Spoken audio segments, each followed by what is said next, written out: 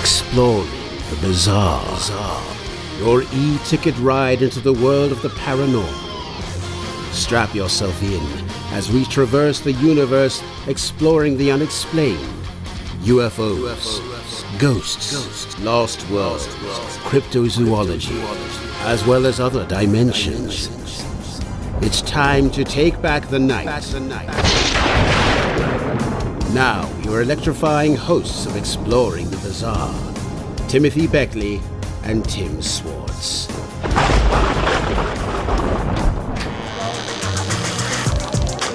Wow, I can't believe the size of those. This is the best damn birthday party ever. My eyes are popping out, which is as much as you can expect at my age, I guess. Can't wait to dig into that. Oh, my birthday cake. It looks so delicious. Damn, I have some frosting on my fingers now, so I had better go and get it taken off. Carry on, Tim Swartz, carry on. Oh my God, girls, I'm coming. Don't party without me. Hold on over there, Betty. Hello, hold on a minute. Well, okay. Well, I guess that Tim Beckley won't be joining us tonight. It is his birthday, and I guess it's his right to have a party next door. But I don't know if I was invited or not. Maybe after we complete the show, Walter, we can sneak in and join Beckley's party. So, well, welcome to Exploring the Bizarre. It's another Thursday night, and I'm Tim Swartz. Tonight we have a fantastic guest. We have Mr. Walter Bosley. Now, Walter has been on the show before, but I'll just give you a little bit of an introduction. Well, Walter is a world-traveling author and explorer of extraordinary phenomena. He was born in San Diego, and he served as a counterintelligence specialist during the final years of the Cold War for the FBI, and served as a special agent for the Air Force Office of Special Investigations, running counter-espionage operations. Now, Walter's latest book, which we're going to be talking about tonight, is Shimmering Light, Lost in an MK Ultra House of Anu. I love that title. Now, Walter also spends his time writing fiction and nonfiction as well. And he, I don't know, I'll mention this. He's also known for producing and directing short films such as Hell's Bells, Sloppy Dead Seconds, and he was also the writer for the movie The Cuckoo and the Clock, directed by Paul Kimball. So, Walter, thank you for being with me tonight on Exploring the Bizarre. Hey, it's great to be here, Tim. I'm looking forward to our talk. All right. So, have you made any more films recently, or did you shoot it all at that time and just got it out of your system? Oh no! Filmmaking has been in my system since I was 11 years old, and it will never. I just have been so busy on the books that it takes a lot of energy and other resources to make movies happen. So what I am doing, I will say, regarding the films, is I am recutting Hell's Bells, my silent film, because I discovered that there's another story that was buried, in the subtext of what I was consciously shooting. Right. And I don't have to shoot another frame of film. All I have to do is rearrange the editing, and it's virtually a new film. I've never had an experience like this, and I can't wait to finish it. I'm about halfway through this new cut, and when it is complete, it will probably premiere on Olav Phillips' OSI 74 channel, for those of you familiar with that. And I'm really looking forward to that. Yeah. Oh, yeah. But I want to do more. This summer, I'm going to be starting a web documentary on my Empire of the Wheel book series. So that's exciting. Oh, my gosh. That sounds like that's going to be a massive undertaking. Well, I'm right here, and I live in the San Bernardino Valley, so I'm here where all the locations are at, and I think I guarantee you it will look like it cost me more than it actually did. Yeah. Well, okay. Now I'll let my video geek show here. So now, what kind of format have you been working with? Video wise, with your earlier films and your planned ones in the future. Well, I've really just been working with a Sony Handycam, a CX-16 whatever. Basically, it shoots in 1080, and I did a theatrical screening premiere of my silent film when I first finished it in 2012, and I can tell you on the big screen it looked fantastic. So I just, I work with a Handycam, and it works for me. I would love to shoot something on the new DSLR. That my adopted kid just bought, and we do her photography on that. And I'm able to use my lenses from my old SLR on that camera. So I'm going to be able to do some even better looking films with that here in the future. So maybe my next feature will be on that. Well, that's nice to be able to swap out these your old SLR lenses into this new into the new format. I didn't realize you could do that with some of these. I'll have to look into that. I bought the I forget the technique. It's the adapter, of course. Right. Yeah. So that my lenses will fit into the DSLR housing, and it works fantastic. The visuals are just what we want them, and so we haven't shot a movie on it yet. But I hope to do that for my next feature with that camera. Well, fantastic! I can't wait to see your re-edited project and your new ones in the future. You'll have to let me know when the re-edited one comes out on Olav's channel. I'll be letting everybody know. They'll get tired of hearing about it. All right. Well, okay. Let's before we lose our audience who came in here to hear about Shimmering Light, I want to go back a little bit. The last time that you were on the show, you made a brief mention, and unfortunately, we were almost out of time and couldn't really get into it too much. And this was, I guess, research in part from your was it the Empire of the Wheel stories, or books, or part of Origins? I can't remember, but you made a discovery in some old paintings that I think other people had overlooked. Do you want to tell us a little bit about that? Absolutely. This was a result of my research into the Sonora Aero Club and Charles Delshow, the artist who documented. He's actually our sole original source of documentation on this group of German immigrants who, in the 1850s, the decade before the American Civil War, were allegedly experimenting with anti-gravity flying craft technology, which they called Aeros, A-E-R-O.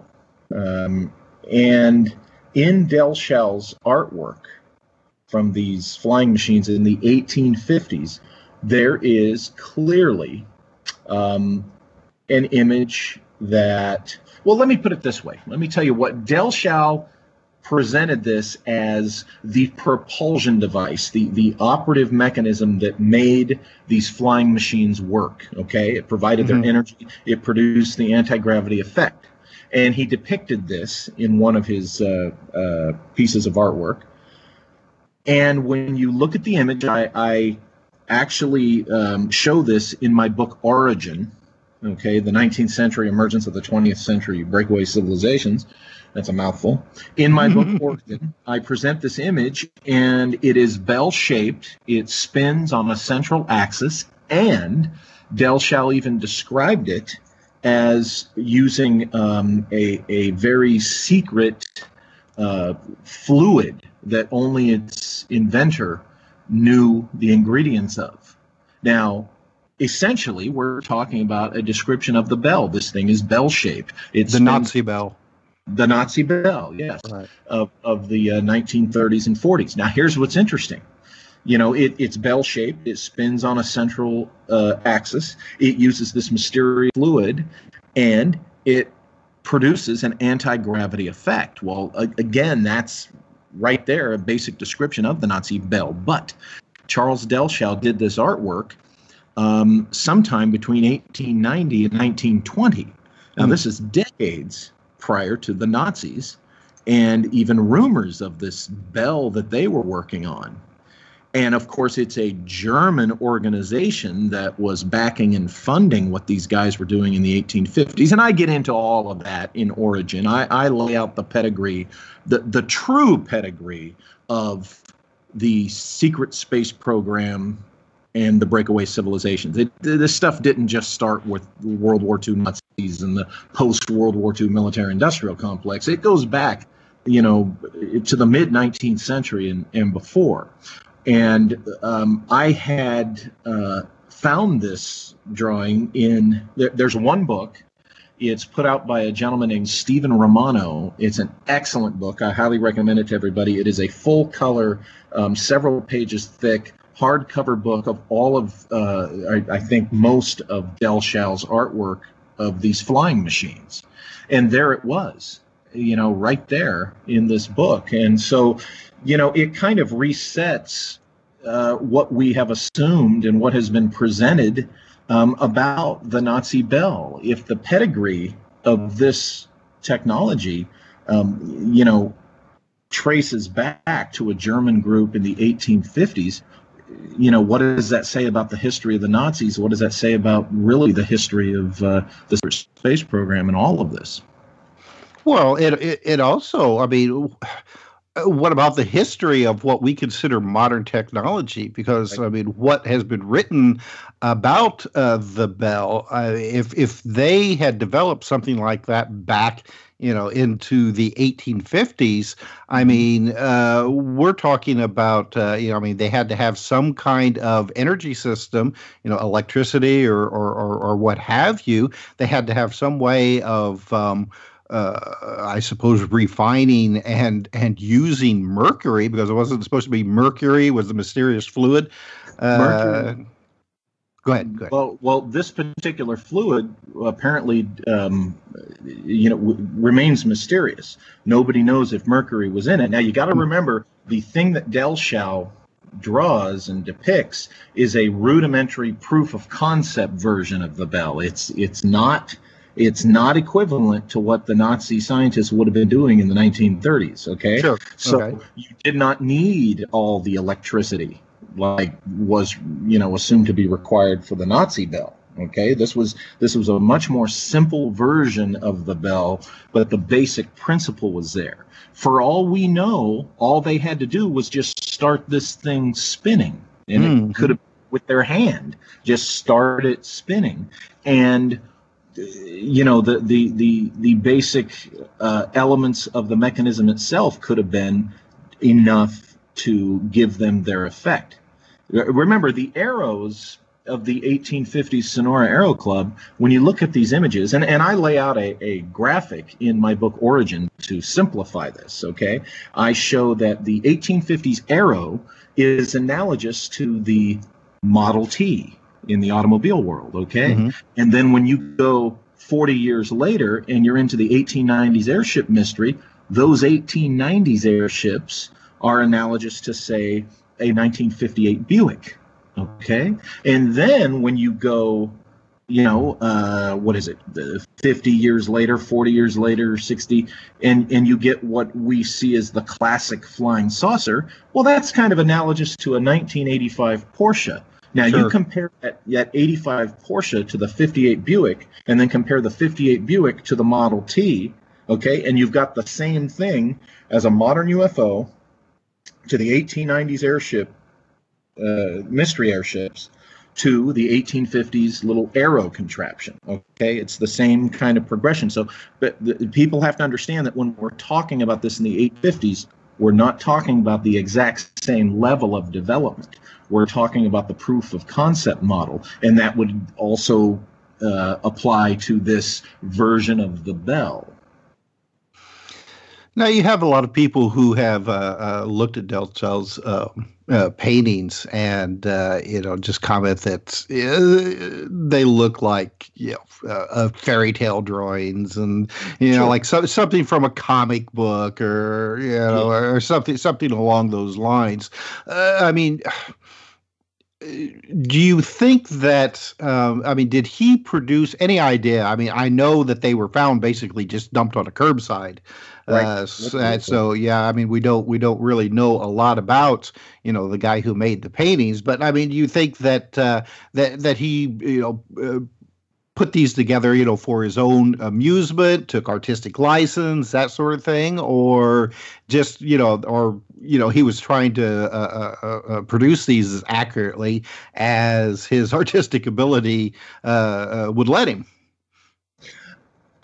Personally, I'm convinced that he was not just making this up, that he was not just doing this as an outsider artist. And here's the interesting thing.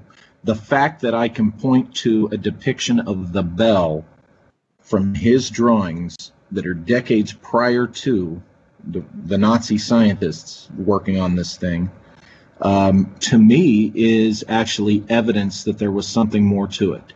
Now, this is supposing that you accept the existence of the bell. Okay, Mm-hmm. Right. I'm going to, for the purpose of this conversation, I'm presuming that the listeners are interested in this stuff. Generally, like the folks you're talking about, the naysayers, that's great. For me, they're someone to have a beer with, maybe go to a football game, but I just don't discuss these kinds of things with them because, there's no convincing them. And Delschau really didn't provide anything other than his drawings. So I can understand why people just, dismiss it and, it's just art. It means nothing. Okay, I'm convinced otherwise. And for me, the evidence that there was more to it, that there was something real that he was trying to convey and document, is the presence of the essential bell technology. We're talking 80 years before the Nazis were alleged to have been experimenting with this. And think about it, it makes sense. I've woven a German thread from the 1850s Aero Club guys through the rest of the 19th century into the early 20th century, and specifically to, the main influences on the formation of the Nazi Party. So, the thread is there. The evidence is there. The pedigree is there. People are just going to have to, look at it and let it sink in and let it soak in that, okay, this stuff didn't start in a vacuum with these guys in Nazi Germany. Right. Well, the whole concept that there could actually have been heavier than air flying machines long before the Wright brothers is enough to, send most people, hiding their heads under the pillows. Well, history shows that there were guys before the Wright brothers that were, working on stuff. Accepted history. There was a guy based in San Diego. Oh my gosh! Of course, his name escapes me. There was a movie made about him in the 50s, I think, with Glenn Ford, and. So this was being done. It's just, the Wright brothers did their little, 20 yards or something. If that, yeah. If that. So, but we know how it goes. There's the whole saga of Nikola Tesla and the credit he didn't get for, a lot of things. That's just the way it is in our world. But it is. You're right. You bring up a very good point. It is kind of a shocker to people that they would have to rethink history, and some people just don't want to, and that's okay. Well, and it's not so much, rethinking history, because we're dealing with a group that deliberately did not want this to get out. Right. They weren't out going to the newspapers, saying, "Hey, look what we done." I mean, they worked in secret, and with the exception of their occasional, I guess, cross-country flights, when over, people reported seeing them all over, cities and everything like that. I mean, this was a group that was deliberately keeping their activities secrets. Yes. And we've got probably about 3.5 minutes to go here before we go to our break. But I mean, why the United States? Why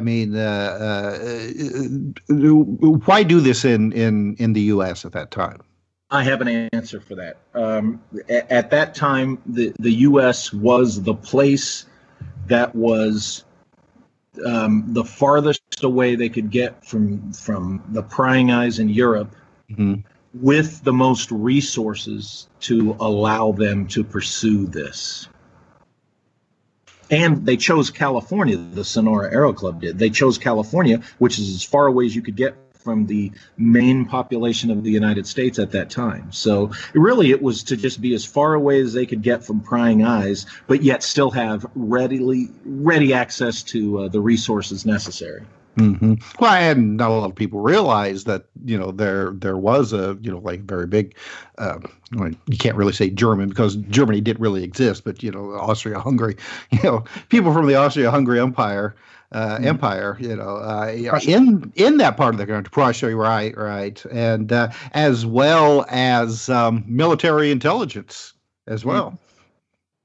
So, and also think about really, Americans back in the 1850s, I would dare say, were a lot more free than we are in certain ways. So they had the complete autonomous freedom to operate in much greater secrecy back then there. So I think that's why they chose it.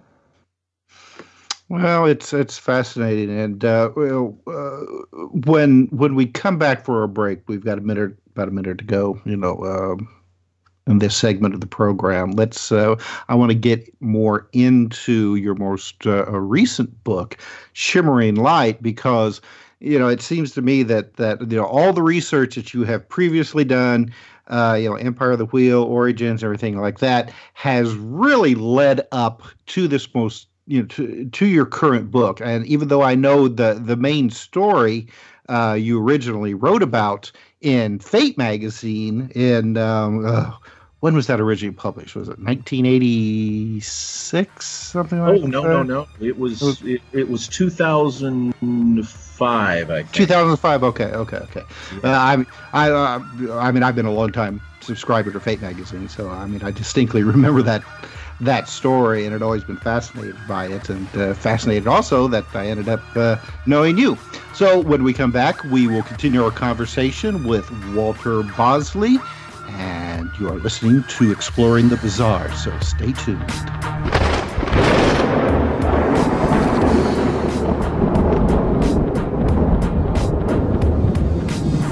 Now back to Exploring the Bizarre, with two of the most electrifying researchers in the paranormal, your hosts, Timothy Beckley and Tim Swartz. Welcome back to Exploring the Bizarre. I'm Tim Swartz, and from the sound of it, still sounds like that Tim Beckley is partying in the room next door. Hopefully, Walter, there'll be some beer left for us by the time the show is over with. Sounds like at the rate that they're going, there may not be, and I'll be mad. So I'll just put that out there now and just say it. There better be some beer left. That's all I'm going to say for now. All right. Before we went to our break, I referenced the Fate magazine article that you wrote in 2005 under your pseudonym. And this article was about a story that your dad told you. And I know that it's been discussed on this show and a lot of other shows, but it's an important point to bring up because it's really the main part of your new book, Shimmering Light.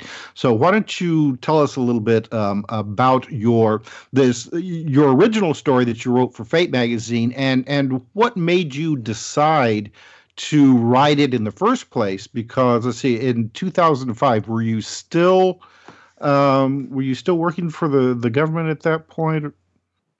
I had employment that I had to be sensitive about my public persona. Okay. Because I worked for an organization that, due to the clients, I couldn't really be out there as a guy writing about weird stuff. Okay. So I used what was, the pseudonym, of course, that I had come up with. I don't use it anymore. As a matter of fact, there's a couple of works of fiction that I'm about to re-release and just put my name on them. But that was the circumstance of that. I will say that actually, I haven't really discussed this book on a lot of shows. What's weird about this book is the fact that it does involve a discussion. Roswell is in the mix. And I don't know if it's just the timing. People have reached their saturation point with Roswell or what. But what's odd is I really haven't been asked to discuss it that much yet. The people who have read it that are in our genre of the media really find it fascinating and such. But it's really curious. There's something about this book that I think I don't know. I think some people don't know what to think about it. Well, I can understand that, because you have a lot of people out there who are involved in the whole UFO mystery. That they're tunnel vision. They have their mindset. It's Sure. Either UFOs extraterrestrial, UFOs paranormal, or what have you. And here you are going into an area that just doesn't really involve any of these things. And it's a lot like the whole a Bigfoot mystery, physical or non-physical. People take sides and everything is polarized, and I think it's the same way with what what you're writing about. People have become so polarized, like everything else it seems like anymore, that they don't want to talk about it. It scares them, maybe. Right. Well, actually, since you've read the book, there is something weird that, my dad, he was adamant that they were not extraterrestrial, but I think what he claimed that he was told they were is equally as fascinating as anything extraterrestrial. He, of course, claimed that this was a hidden civilization that coexists on this planet with us from the subterranean realms. That's what he swore to the day he died, that what crashed at Roswell was a craft from such a civilization.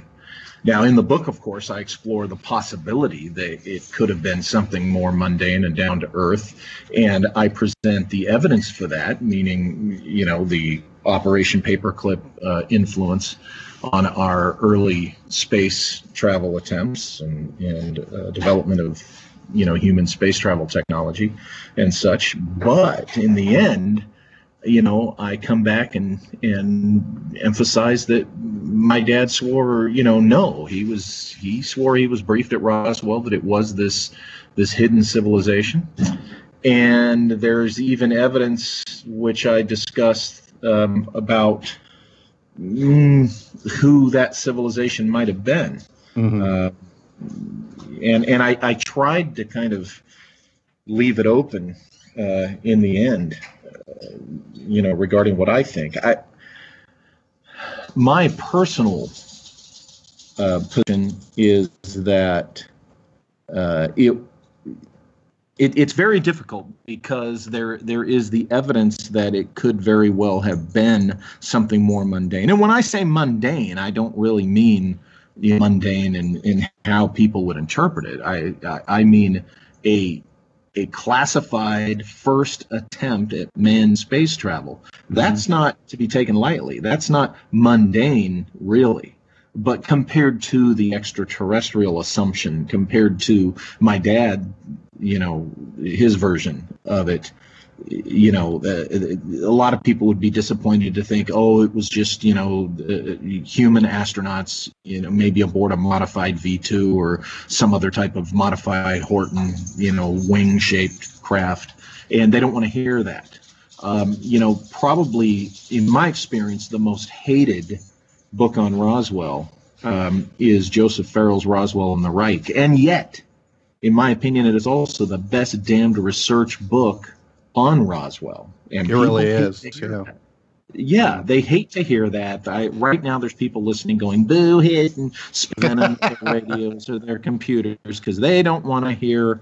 With Joseph at a convention some years back, about 10 years ago or so, and I won't name the individual, but a very well-known luminary in the UFO field, walked up and introduced himself to Joseph, and they were chatting, and then he got this sour look on his face and said, "You're not the guy that thinks, the Roswell was Nazis." And so, people find it distasteful, but, even with my dad's version and what I think about that and the things that I put in my book, I still say that Joseph Farrell's theory that, it was Nazi technology involved is a very valid one. And again, his book is the best researched and presented book on Roswell. And I think that's what they don't like.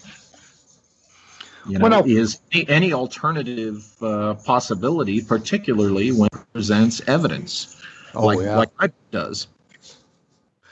When did your dad first start talking to you about his experience? About, I would say, 7 years before the book The Roswell Incident came out, around 1973. Oh yeah, yes. Well, at that time. Nobody had heard of Roswell. I think very few, if any. And he would talk to me and my sisters. Of course, I latched on to it the most, particularly when the film Close Encounters came out a few years later, and then when the Roswell Incident book came out by Berlitz and Moore, and I showed it to him. I said, "Hey, this is the thing you've been talking about." And I remember back then he kind of shook his head and said, "Oh, these people are claiming it was, aliens." And back then we didn't use the ET term popularly. And he swore all those years that it was not an extraterrestrial event.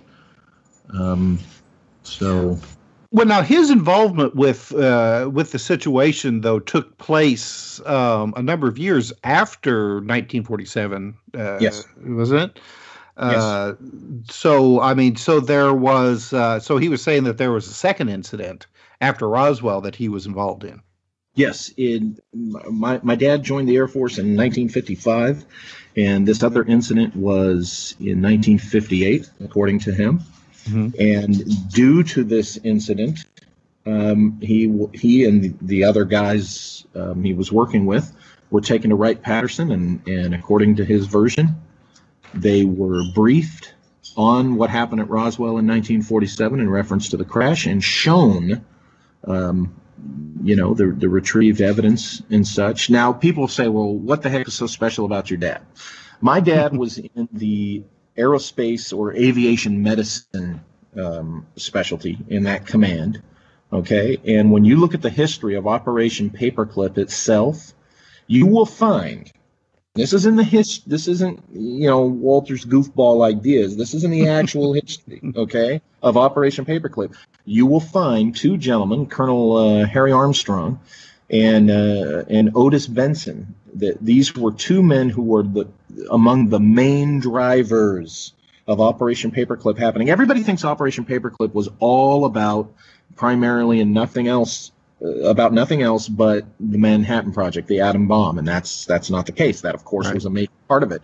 But what was driving it was, at the time, U.S. Army Air Corps, and then, of course, the U.S. Air Force, aviation medicine research. They were the ones who were really pushing hard for Operation Paperclip to happen. And they were the ones that benefited greatly from, getting this catch of these German scientists. Now, it started to bite them in the butt in the late 50s and going into the early 60s when some of these guys, it turned out that their Nazi pasts were a little more involved than they had confessed to. And so the Air Force had a little bit of egg on its face and had to get rid of some of these guys. Basically, the Operation Paperclip Nazis, many of them were involved with German aviation science, and what they were digging into, what they were attempting to develop was human space travel. I mean, dating back to what they were doing in the 30s, okay? And so by the 1950s, what you have with U.S. Air Force aviation medicine, it sounds all innocuous and boring, right?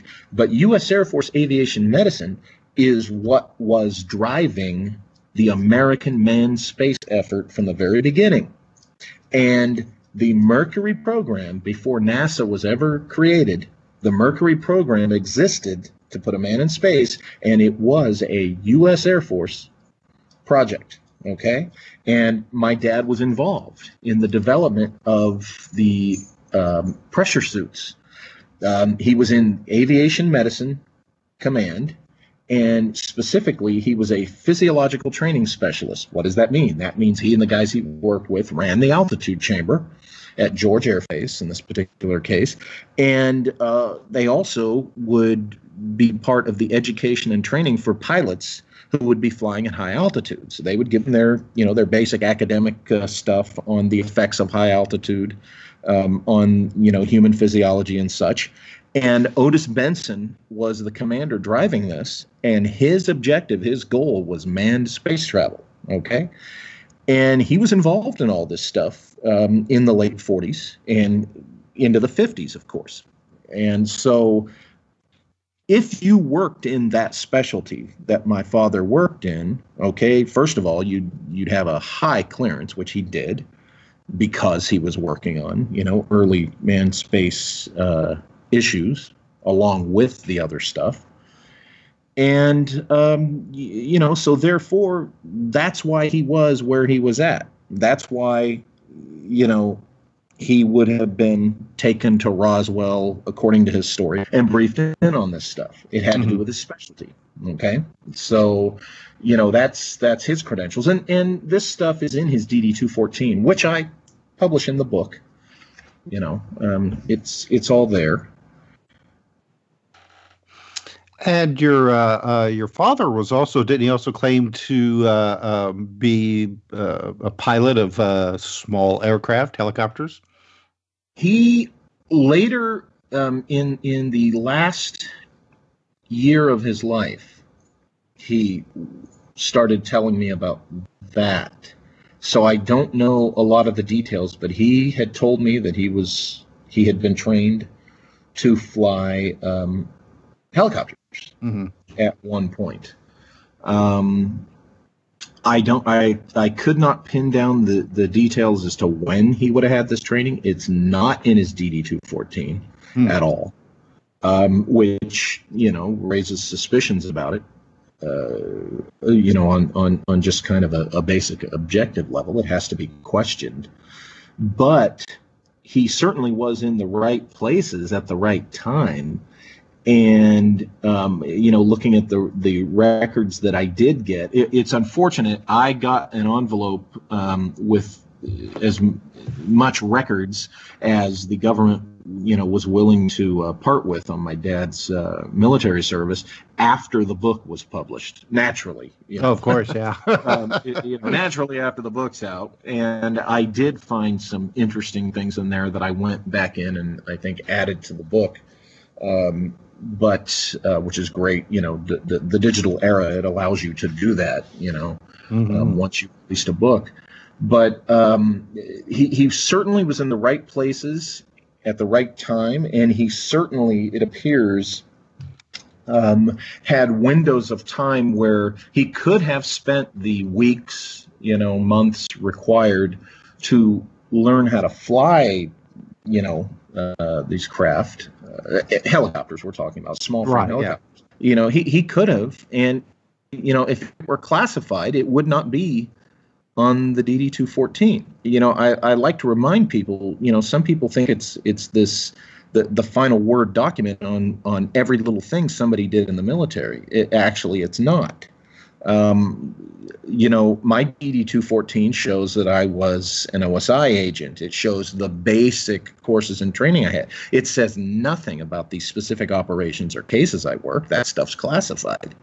So you even though it is extremely valuable document, anytime somebody makes claims about, military career or things they did in their military career, yes, I'm totally all for the first thing you need to do is ask to see their DD-214. They should readily provide a copy of that. If they don't, if they hem and haw, you need to question big time. But again, that said, not every little thing may be on that DD-214, and if something's really deeply classified,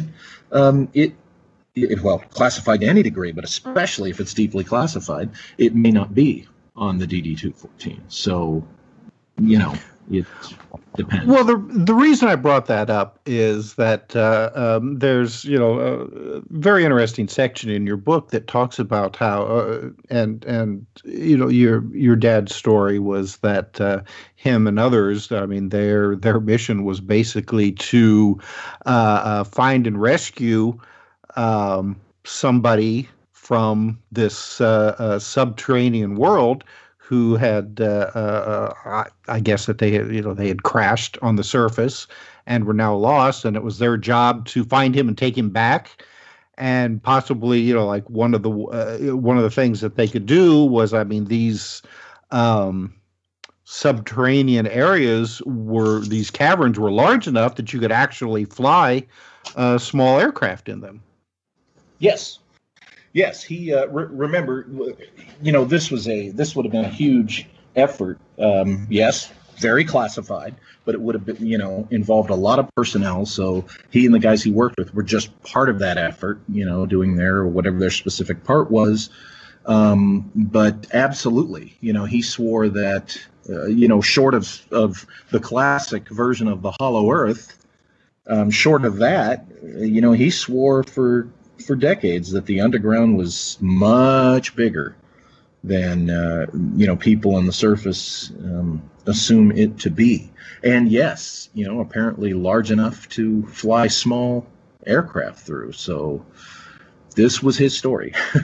I personally have not witnessed these things, but this was his story, and I am experienced and trained in what we call interview techniques or, subtle interrogation techniques. And I can tell you that using everything I know, all my skills and what experience I have, is that he 100% believed what he was telling me all these years. So, well, and this is a story, though, that, for anybody who has been interested in the whole, a UFO mythos, this has been around for quite a long time. Yes. Ray Palmer was a very big advocate in the whole idea that, UFOs, they weren't originating from outer space, but they were coming from, either the Hollow Earth or from, like subterranean, cavernous civilizations. And basically, that's what your dad was saying, is that there is another group of humans, and I know he said that that these people were they were humans. They weren't like Neanderthals or anything like that. It had branched off a long time ago, but that they had at some time in the past, and we're talking about maybe pre-antediluvian or what have you, had gone underground and had no interest in interacting with us crazy surface people, and it basically had developed, their own civilization, possibly, slightly more advanced technologically than us, but who knows? I know, or developed in a different direction. Right. I know that. Oh gosh, and now his name has has slipped me. I mean, he wrote the book about the ultra-terrestrials and passed away before it actually got released. Matt Toney's, yeah, Matt Toney's. I mean, part of his scenario was that these people may not be that far more advanced than us. They just have a better way of convincing us that they are. Yeah, that's part of their thing, I would say probably, to help protect their thing. And it may be that just because they developed in a manner perpendicular to the line, we developed, they may not be they may not be any more developed in their line than we are in ours, right? It's just different. Yeah. Well, and did your dad's missions? I mean, it took place out in the Southwest, but I mean, did he give any indication that this was a group of people that, I mean, were all over the world? I mean, that lived in subterranean realms all over the world, or just in this one location? He didn't get into beyond what his experience was, but naturally, and you and your listeners are very familiar with what you were just saying, how this has been around a long time, and there's lore of these civilizations all over the world. Right. And my knowledge of this stuff, of course, to answer your question, I assume that they would be, but he did not get into that. That was beyond his experience. All right, Walter. Well, we are coming up to our top of the hour break, and so we will continue this conversation in just a few minutes. So for everybody out there listening, this is Exploring the Bizarre, and my guest tonight is Walter Bosley, and Tim Beckley is still partying in the room next door. So stay tuned. We will be right back for more.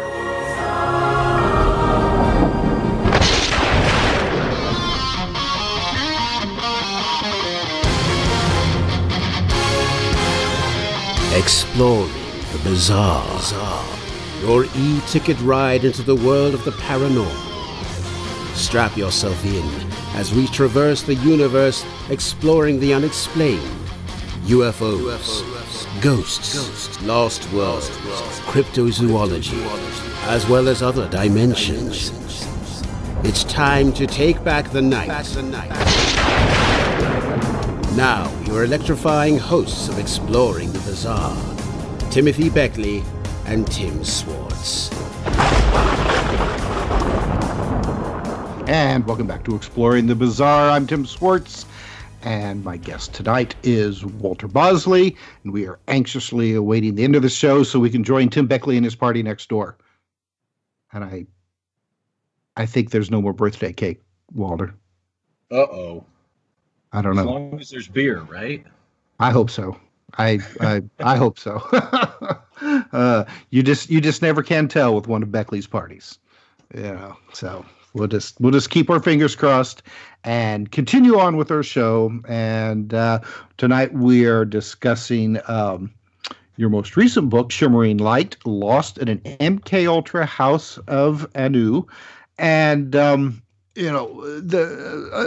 again, I mean, for those of you out there who are not familiar with Walter's story that his dad told him, allegedly, and I'm sorry, Walter, I'll have to I have to put that in there. I say allegedly. Okay, all right. I say allegedly myself. The whatever it was that crashed at Roswell was not an extraterrestrial craft. It wasn't a Project Mogul balloon. Instead, it was a aircraft from a subterranean civilization that I guess existed fairly close by out there in the Southwest. That and apparently, whatever these underground humans were able to fly around, that they come out periodically. They're not just confined completely underground. and that apparently after the Roswell crash, now, correct me if I'm wrong here, there was some kind of then communication between them and our military or our government to, return, their lost comrades or whatever. All I know is what my dad told me on that issue was that they had requested help, period. That's all. He didn't describe the specific type of communication or how they approached. All he told me was they requested our, meaning, the U.S., Americans, assistance. And that's all he provided. So the details on how the ice was broken on that conversation or who might have approached whom, he just didn't provide those. Right. And maybe he didn't know. I mean, he probably didn't know himself. And see, that's the other thing. He might not have, that might have not been in his job description to know that. Yeah, not a need to know. He got orders, I want to add, too, we were talking about the DD-214 earlier. I discovered in my dad's personal papers, this was not something I got from, that file request that I mentioned earlier. This was something that was with his DD-214.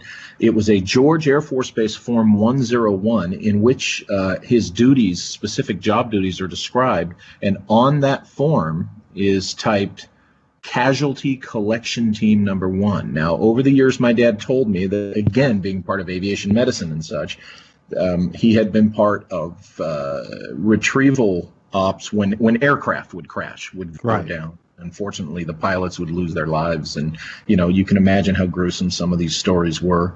So not only was he in aviation medicine and working in the early days of the Mercury program and such, and would have been cleared for all things to do with space in that regard, he was on a casualty collection team. That is on an official Air Force document. So this was a retrieval operation, and if you're on a collection team for such things, there you go. That's even more reason for my dad to have been involved with this. But going back to the communication, I just, that's not the point. If someone were to, make a big deal out of that, how they went to the military, the government, or whoever. But yes, that's the case, that apparently this time when it happened, they requested help because the pilot, according to my dad, was still alive. How they knew that exactly, he didn't say, but they believed their pilot was alive and up on the surface, lost, and that's, according to my dad, what started it all. Mm-hmm. Now, I'm sorry. Go ahead, Walter. I said in the 1958 incident, that's what started it. Okay. Now, one of the things that your dad said that was interesting is that at least some of these people, they've been underground so long that they're blind. Mm-hmm. And yes. Did he say that everyone was, or just a certain part of the population? Or I'm glad you brought that up, because in the analysis of what my dad told me, okay, what we've got are the people that he encountered, and he describes them as blind, but their other senses were highly developed, like a bat. Sure. Bats use their sonar to know their way around in the underworld, and essentially that's where we get the term blind as a bat from. But what's interesting is the people he described encountering, the description was very much very similar to the moon-eyed people that the Cherokee would talk about. I believe I talk about in the book, Thomas Jefferson, I think, in one of his diaries or writings, refers to a report dating back to, the 18th century. About an explorer or trapper who learned about these moon-eyed people from the Cherokee, and they were called moon-eyed because their eyes were all, for whatever reason, all milked over, and they were blind, had other senses, and they lived underground. Well, that's back in the Southeast, but that goes to your question earlier about, are they all over the place? Well, we could say due to the cavern system. Yes, and what my dad described regarding those people, to me, sounded a lot like these moon-eyed people. But there's a reason, when you get into the details of his story, there's a reason to suspect that we might be talking about two different groups of people, that the ones he encountered may have been the descendants of the humans who, when there was a planetary cataclysm, had to go underground and had been there for a long time. And then there was the civilization that possessed technology that we're speaking of. There is a possible suggestion of that in all the details of what he told me. And that is what leads to, in the book, the discussion of the Tuatha De Danann. Okay, now who's the Tuatha? I know you're going to try to say that. I know. Tina, our producer, is laughing at me because she knows how good I am at pronouncing last names and words sometimes. When you read the book, it's spelled Tuatha.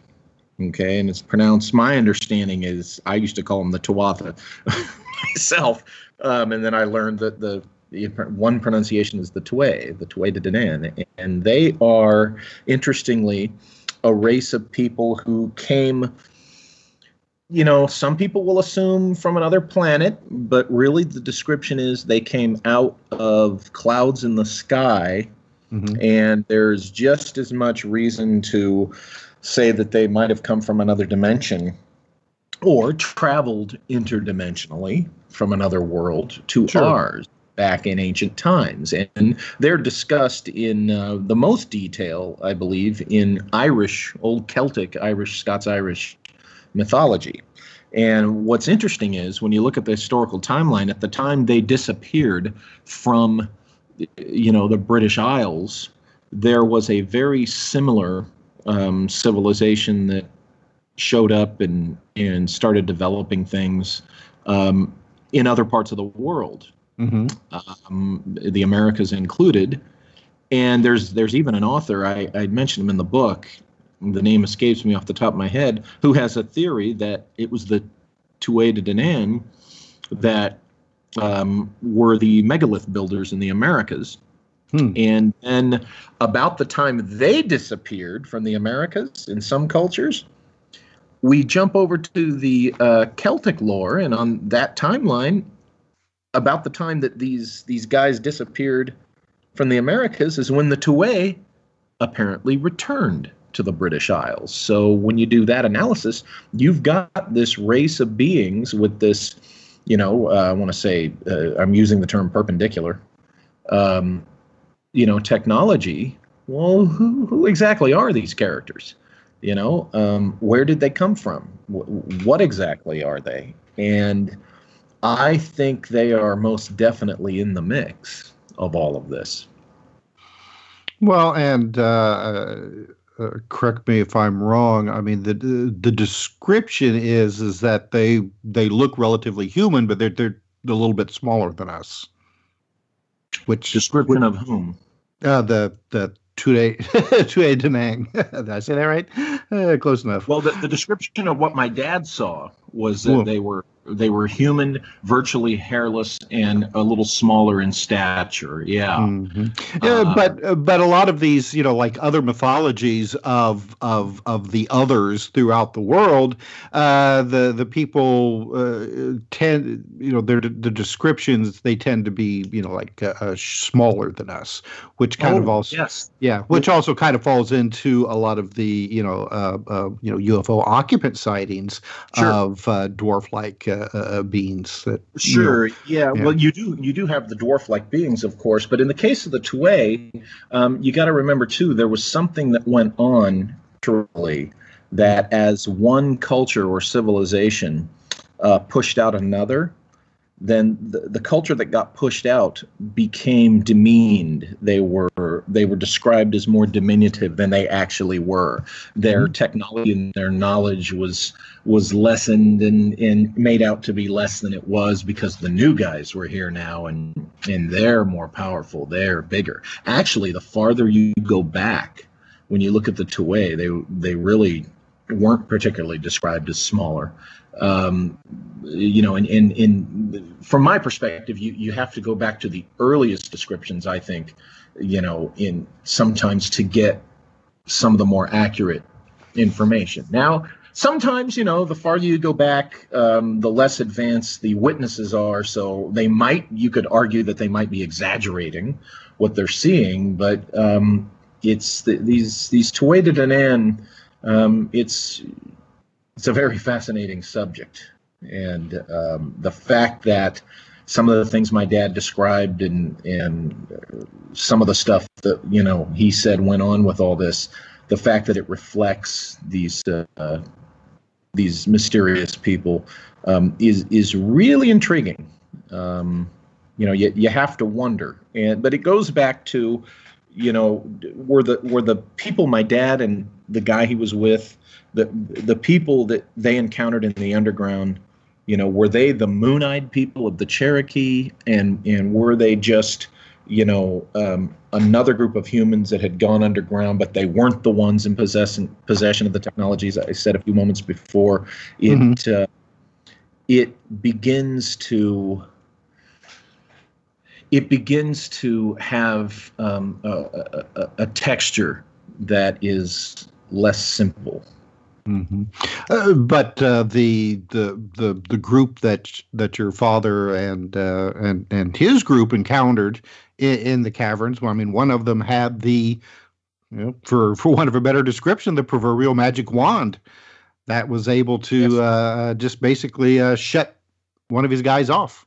Yeah, a hollow tube, and it was just aimed at the guy, and as my dad described, he was dead before he hit the ground. Now, in my book, what's interesting about that is Jacques Vallée, in his work from about 25, 30 years ago, he writes about a UFO sighting and encounter, ET encounter, or ostensibly ET encounter, an encounter with a UFO occupant, in which the UFO occupant, a humanoid, also had a hollow tube, and, you know, points it at someone, and they're stung, you know, with 1,000 needles.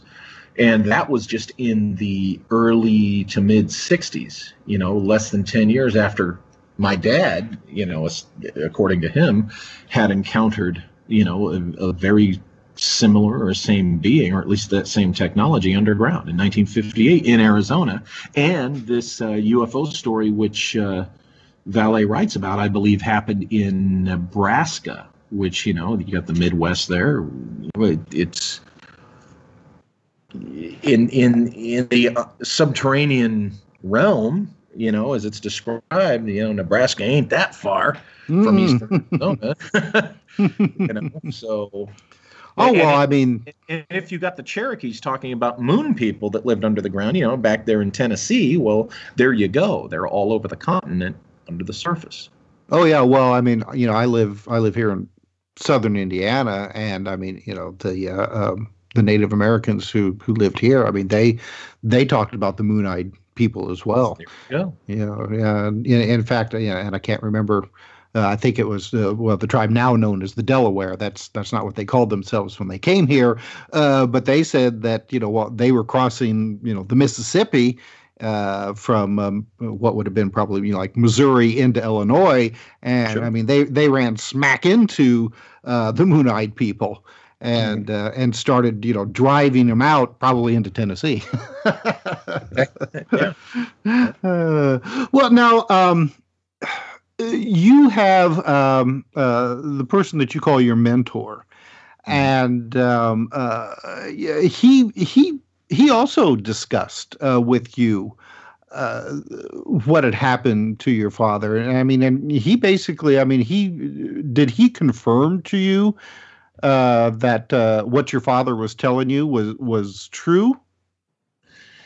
In a word, yes. He essentially told me that my dad's version is what happened, and he encouraged me to draw more out of my dad over the years. And this is what, when people say, well, how come you haven't just embraced the idea that maybe it was just early man space attempt, or, the more mundane, down to earth version? Well, it's hard for me to, because, my mentor I have no idea what the level of what his rank was when, because he was in the Army. He was involved with Army intelligence. He passed away a little over a year ago. Mm-hmm. So I can talk a little more about him. This was a guy who he never gave me any reason to doubt anything he ever told me. Many times there were things he told me that, I would check on it and it was true, or, it would prove to be true. And so, yeah, I essentially, kind of in a way, I took instruction from him. Some people might call marching orders. Mm-hmm. And I don't want to get too much into that, but, yeah. So here you have, him telling me, your dad's version is what happened. Get more out of him. He's the one that first really started telling me about Wilson and who Wilson was. And, so I'm coming from that perspective. This is why I in the book, I leave it to the reader. I usually do this in my books. I have no qualms about, usually saying my position on things, but I like to leave it to the reader or the listener to decide for themselves. I'm not trying to forcefully convince anybody of anything. But see, I think that there's more to it than just a story that was planted in my dad's head, as I go into in great detail in the book, because the technology to do that certainly existed and was being developed by the Air Force at that time. So it must be considered. However, between what my mentor told me and other personal experiences and investigations, I personally do not accept that as the explanation for what happened. It could be, as a good friend of mine says, it's all of what I suggested, that what I wrote about in the book, that everything in there was a part of the mix, that there was mind control stuff. My mentor told me that they used the mind control technology on my dad to suppress his memories of what happened down there. Okay, so there's that's why I pursued the mind control thread in the book, and of course documented what I found in that stuff I didn't know.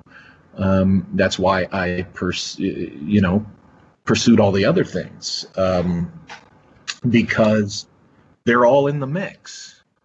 Well, that was the reason that I brought up your mentor, is because, I mean, you have some just really fascinating chapters about the whole, like MK Ultra and Project Bluebird and things like that. And the one thing that I did not know, and I kind of kick myself now for not realizing this beforehand, was that the Air Force and probably the Army and Navy as well had their own mind control projects. At the CIA, they weren't alone, in doing this kind of research and development. And everybody points to the 1973 Church Committee, when the CIA had to come clean before Congress and admit to all the stuff they were doing. What I didn't know, and I state this in the book, it blew my mind. What these people don't know is that the Department of Defense was never compelled by Congress to reveal what they had been doing with MK Ultra technology. Never. Everything, the most enthusiastic military customer of the MK Ultra research by the CIA was the United States Air Force. Okay, and they broke off and started doing their own MK Ultra program, which the CIA was not privy to. And this was never ordered to be revealed by any congressional committee, certainly not the Church Committee in 1973. So to this day, we don't know exactly what the U.S. Air Force or the military has done with MK Ultra. Well, and we barely. I'm not condemning. I'm not condemning. I mean, I am an Air Force officer, okay, and I discuss in the book that, you know, its applications may not be as nefarious as some people will knee-jerk and assume that it is. I'm just saying that's a fact. Don't know. All right. Well, we are at our bottom of the hour break here, Walter. So I want to take up this thread of the conversation when we come back. So you're listening to Exploring the Bizarre. We're talking with Walter Bosley, and I'm Tim Swartz, anxiously awaiting to go to Tim Beckley's birthday party next door. So stay tuned for more.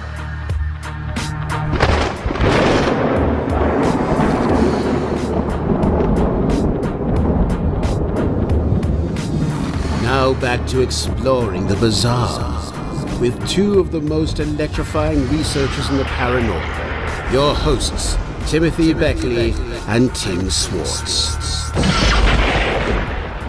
All right, welcome back to the final segment of Exploring the Bizarre, and tonight we have Walter Bosley with us. And so I want to talk a little bit more, Walter, about the whole possibility that you brought up that what your dad may have experienced may have been part of some kind of mind control project, and I should point out also that we know about the CIA's MK Ultra and all those, but we only know just a minute part of it because so much of the paperwork involving this was mysteriously destroyed, at one point.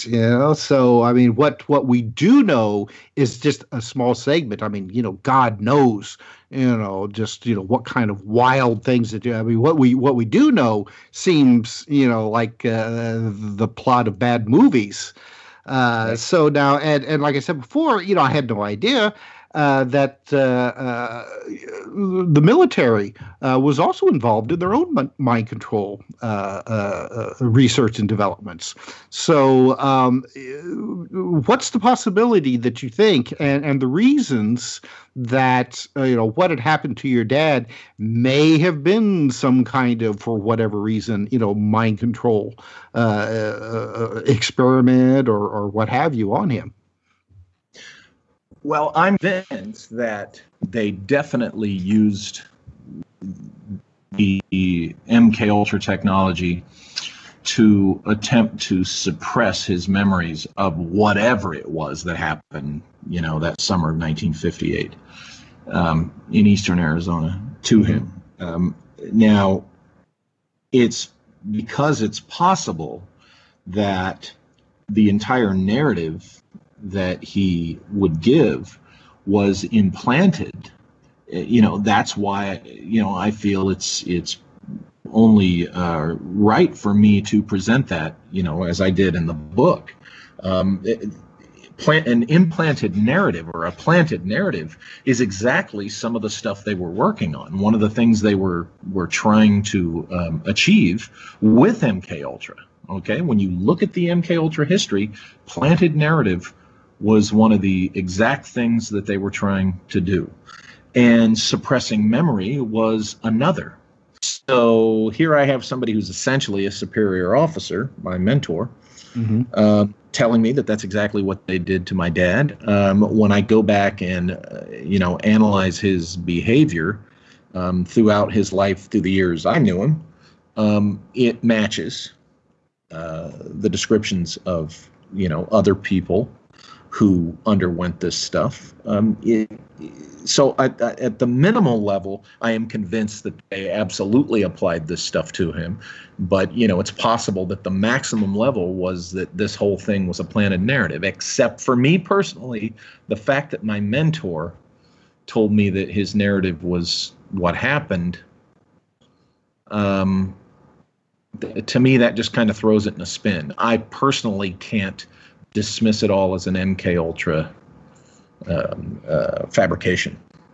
Personally, but I can totally understand why the reader, objective, outside of my life and experiences, objective, they only know it through what I presented. I totally recognize why they could perfectly accept it as an MK Ultra Air Force fabrication to cover something else. Well, and that was going to be like my next question is that okay, why do that to your dad? I mean, if he was, like a good, good soldier, doing what he was supposed to, an expert in, several different fields, why would they then use him for some kind of weird ass mind control experiment? And then come up with some kind of, just totally off the wall story of, crashed airships and subterranean, kingdoms and things like that. Right. Well, let's go back to people say, well, why would he be briefed on something like Roswell? Why would he be involved in this? Well, he was in the aviation medicine specialty, that command. Okay. And it was U.S. Air Force Aviation Medicine Command that was running the Air Force MK Ultra technology development. Okay, so he was in the very command that was playing this stuff, that was developing this stuff for the Air Force. So number one, he would be a logical guinea pig. It would be part of his duties. Or it would be logical that he would be selected being personnel that's already in aviation medicine, right? Number one. Right. Number two, whatever happened to him, and I am convinced that something happened in Arizona, whatever happened to him that they needed to cover was theoretically to them so important, so dire to national security that it was worth planting this wild narrative into his head to keep him from exposing, whatever this was. Okay. Now you got to remember, let's go back. It's the late 1950s. The Cold was really, cranked up. Okay. Where everybody's afraid that, at any minute the Russians could, wipe us out or take over the world. And when you're, dealing with either an attempt at manned space travel or, as I say in the book, by 1958, perhaps the first steps towards, a real secret space program. Okay.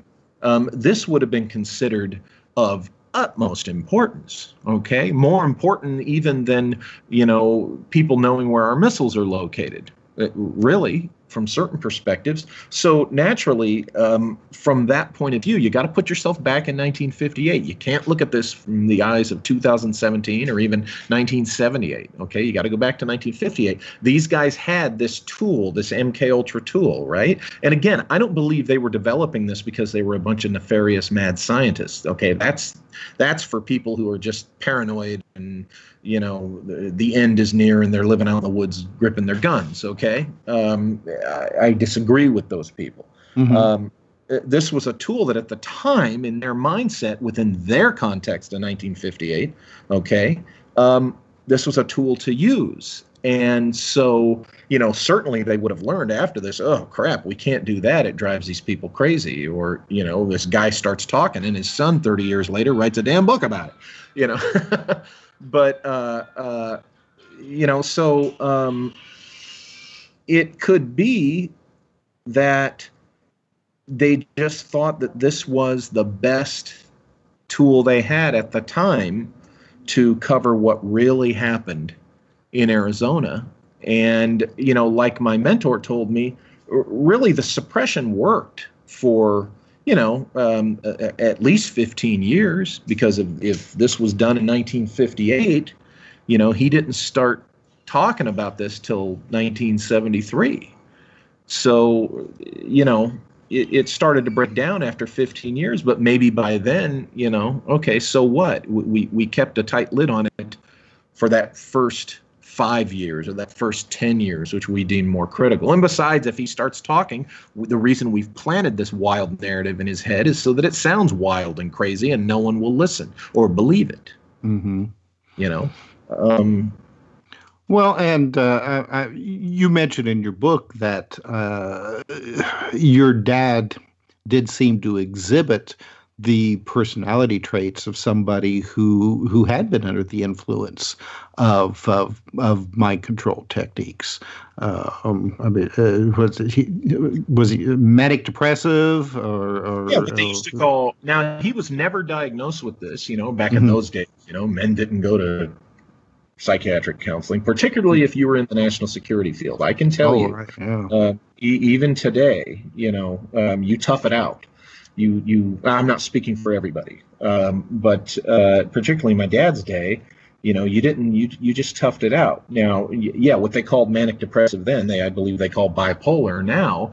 He, as I say in the book, you know, my dad very probably had that on a lower level, but whatever they did to him with this MK Ultra stuff to suppress, and they keyed it to the moon, and that's another thing I want to make a comment about. They keyed it to the cycles of the moon, specifically the full moon. It would reset every month of his life after that. Yeah, and that's, well, what I wanted to say about that was they were always looking, when you look at the MK Ultra history, one of the things they're always looking for was how can we keep this suppression locked in place and have it be self-service, so we don't have to keep pulling the guy in here to suppress him. What do we put in place that just automatically renews the suppression? And I was told by my mentor that when they did this suppression mind technology to him, they keyed it to the full moon, that every time a full moon would come around, it would be reactivated. Now, I married that with what I read in actual MK Ultra history, where they were talking about how much they were looking for a key. As I say in the book, I'm convinced that the Air Force discovered the key, and that was, hey, we'll key it to the moon every time this man sees the full moon. Now, what I think is that what they did to him, going back to that, exacerbated whatever low-level bipolar he was, you know, he suffered naturally in his life, and it just kind of made it worse. Because my dad was a moody guy. He would, and you know, as I say in the book, I talk about personal experiences as a kid. You know, you could be at Disneyland on the most beautiful spring day and everybody, you know, everything's, you know, daisies and roses and everyone's having a wonderful time. And my dad's in a bad mood, you know. It was like, and now he wasn't one of those dads you see in the movies that's, you know, yelling and screaming and throwing beer bottles and knocking everyone around. It was just this, you know, dad's in a pissy mood. So you kind of had to walk on eggshells, and then it would pass.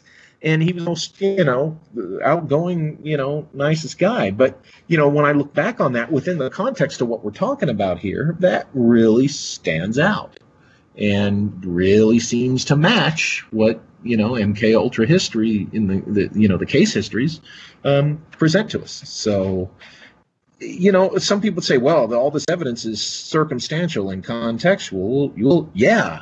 You know, there's a lot of people rightfully in jail who are criminals because of circumstantial evidence. You know, TV and theater and Hollywood have convinced a bunch of people out there that circumstantial evidence doesn't count, that somehow it's valid. That's a load of BS. There's been plenty of people caught because of circumstantial evidence, and then, you know, many of them are like, oh, damn it, you got me. You know, because of these circumstances. Circumstances count. They do mean something. They are valid. And, you know, that's what I took with my dad's story, were these circumstances. And I looked at the context and I look at the known details of what we have. And, you know, also I look at what I learned in my career, and, you know, it starts adding up. But still, I present, you know, the multiple possibilities, and I let people decide for themselves, you know, regardless of what I think or I've concluded. Well, and I'm glad you did, because, you know, like I said, I mean, I had no idea that the military, you know, would be doing their own mind control experiment, which, I mean, right. Now that you think about it, that just makes total sense. You know? Sure. But you know, one of the other things, and we're unfortunately rapidly running out of time tonight, but I just wanted to really quick ask you about this character named Wilson that your father talked about, and I'm so glad that you mentioned this in the book, because the fiction book that you brought up involving Wilson was, I mean, I think there's like 3 of them written in the series, and boy, nobody ever talks about those books. I discovered them years and years ago, but boy, nobody ever talks about those, and I'm glad you did. Oh, Harbinson, yes, specifically, I believe Genesis. Well, the Harbinson books, talk about Wilson as he's kind of a villain. Oh, very much so, yeah. It's interesting how Harbinson's take on him. I would love to have had a conversation with him about his source on Wilson, because my understanding, my research and my sources, he's not that guy. Beyond being, my mentor said this about Wilson. My dad had started gibbering about Wilson when he was under heavy sedation, when he had a blood clot almost kill him in 1991. And he kept mentioning the name Wilson. And so, I got on the phone after the visit, and I asked my mentor, I said, who's Wilson? And he says, is your dad talking about Wilson? I'm like, yeah. He goes, is there anyone else in the room? I'm like, no. And he goes, well, don't let him talk about Wilson when there's anyone else in the room, and when I see you, I'll tell you what I can. So then when I saw him, I think like a couple weeks later or so, I asked him, okay, who was Wilson? And he told me that Wilson was the most brilliant man in the world whom you've never heard of. And as you know, I've spoken and written much about Wilson and the Wilsons, because he comes from this line of curious, mysterious geniuses, and I've spoken and written about them through more than one book, and I continue my pursuit of Wilson. Well, I mean, and it seems to me that wasn't there like newspaper accounts of witnesses to these early airship sightings, where people would come out, and one guy repeatedly through across the country identified himself as Wilson. Yeah, there were 2. There were 2 Wilsons identified with the airship mystery. One of them was actually one of the airship pilots. And absolutely, he had very human, when people say that the 1890s airship mystery was extraterrestrials, I just either scream or shut them down, because BS. When you look at the original thing, they based this all on the Aurora assumption. Aurora, Texas was not an ET. The body was burned beyond recognition. One guy said, maybe it's a spaceman. And everybody today just ran with that. This was a human thing, but the Wilson back then, asked a guy to mail some letters for him, and told him if he'd do that someday he would come take him on a flight to South America and back in the same day. And so the Wilsons, and there was a Wilson in the Sonora Aero Club 40 years before that. We'll have to have that conversation sometime, because the whole Wilson part of it is just as mysterious as the Tuatha De Danann. Well, yeah. Well, I mean, especially considering the story that your dad said about the flying squares, or the anti-gravity squares, which is interesting because, what was it? It was on Radio Misterioso one time. He had a guy on there that talked about something similar. Yes. In fact, I was there in the studio the night of that show. And also, if you're familiar with Tyler, who runs Secure Team 10 on YouTube, he just recently, in the last week, ran a video where someone captured video and pictures of something that is pretty much darn near exact what my dad described, that was demonstrated, that he saw demonstrated in the late 50s out here in California by George Air Force Base by the Wilsons. And it was a flying platform. And this thing that Secure Team 10, Tyler on Secure Team 10, had posted in a recent video for all the world looks exactly like that. So I recommend people check that out. I'm always suspicious, though, of anything, UFO related that shows up on YouTube anymore. Well, you have to be. You got to pick and choose. But out of all the things, otherwise we just have stories. This is the first time somebody has allegedly captured something. Right. I say check and judge for yourself. Well, it's interesting because there was, and I'd have to go back and try to find this guy's name, but there was a Russian scientist back in the 50s who had some extremely interesting, though some people would call it wild ideas, about like insects and the like their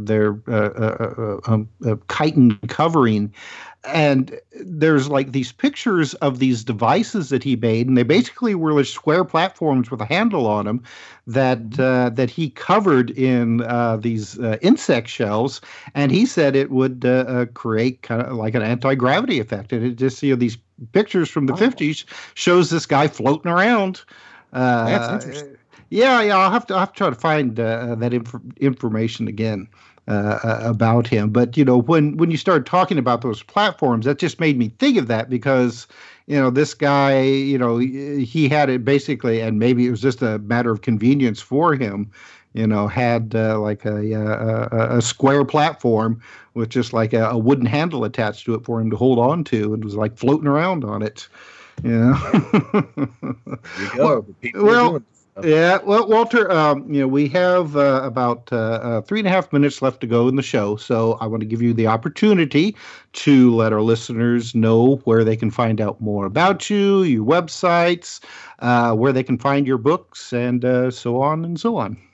Okay, well, I have a blog called empireofthewheel.blogspot.com, and I go through spurts of posts. Sometimes it's a long time without any, then I go through periods where there's several. Check that out. Also, you can find my books print on demand at lulu.com, lulu.com.